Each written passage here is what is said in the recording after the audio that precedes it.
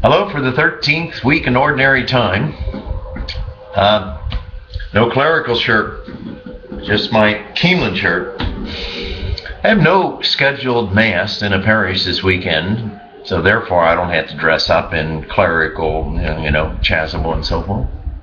So I thought, well, I don't feel like I have to dress up in a clerical shirt either. So it's a little bit more relaxed because I don't have to preach in front of people. You know, it's very different in preaching in front of people and with live people than preaching or speaking a homily here. I hope that it's much better and more alive when I'm in the congregation with the different churches throughout the diocese. I hope it's better. At any rate, this weekend I've chosen the first reading and the Gospel, almost as usual, from 1 Kings 19 and Luke chapter 9. And both of these deal with callings of disciples, or calling of a prophet. And the first is Elisha. Elisha is a young prophet who is to take Elijah's place, and so he is called. And in the Gospel, there is another calling to be a disciple who wants to be the disciple of Christ. And then in the Gospel also, Christ invites another to be his disciple, or another call. Well, and we're all called to be disciples or followers of Christ.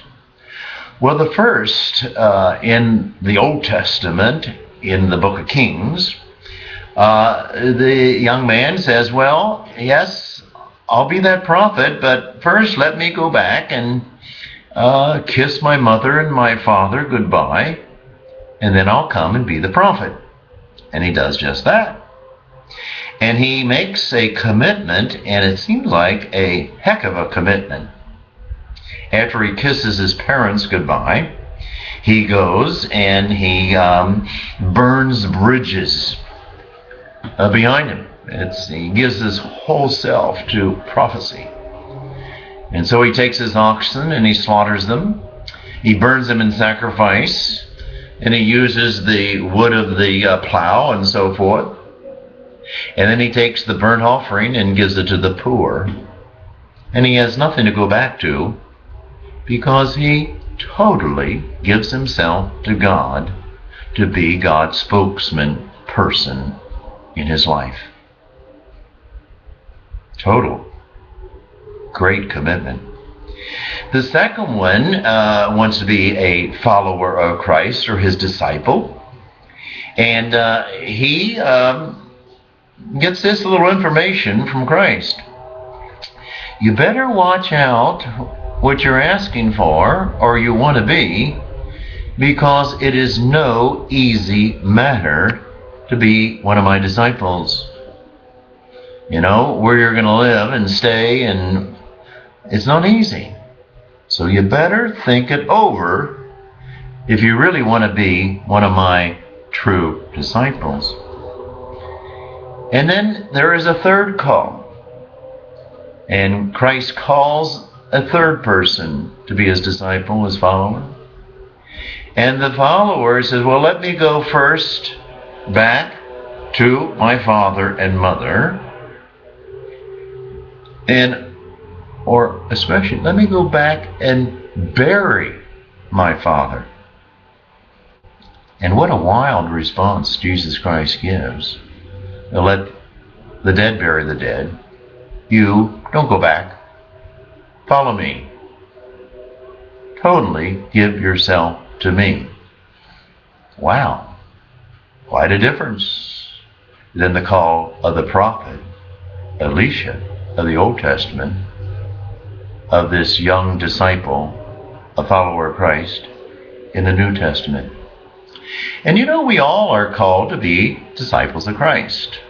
We're all called. And the question is, how much do we really follow?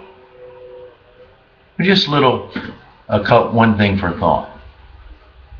You, I think, claim to be followers of Christ. I wonder what your response this week was to the Supreme Court's decisions relative to voter registration and proposition on marriage, gay marriage, and how that all fits in.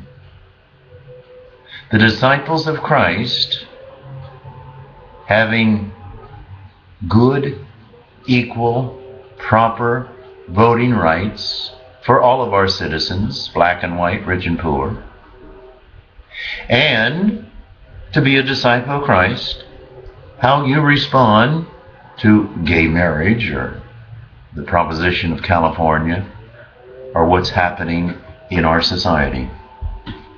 I'll bet you and you and you and yet there are so many differences of opinion on, yes, I am a follower of Christ, and yes, I believe this, and yes, this is what Christ expects, and just let me tell you what you should do.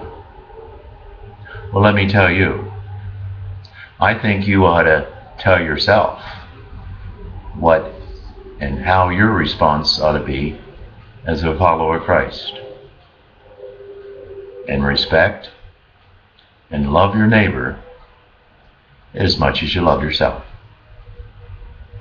Have a good weekend. Won't see you in church. Have a good day.